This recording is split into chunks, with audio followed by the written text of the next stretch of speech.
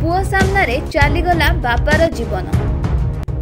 परीक्षा देबा पई कॉलेज जाउथबा बेले रास्तार दुर्घटना घटी बापा जीवन जाइथिबा बेले परीक्षार्थी अर्थात पुओ गुरुतर होई मेडिकल ले भर्ती होइछंती। एभली एक दुखद घटना घटी बंगमुंडा अंचल रे।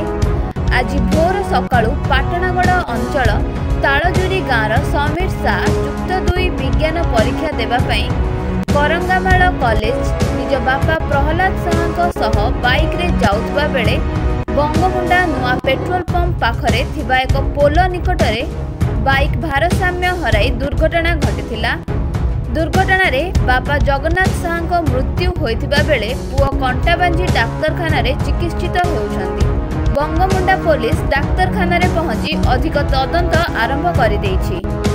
घटना तो आज्ञा सेटा होछि मोर बबार पुए बाकी से माने 2 बाप एग्जाम देवा लगी जाउथले। से बाबूर +2 एग्जाम थिला करंगामाल रो।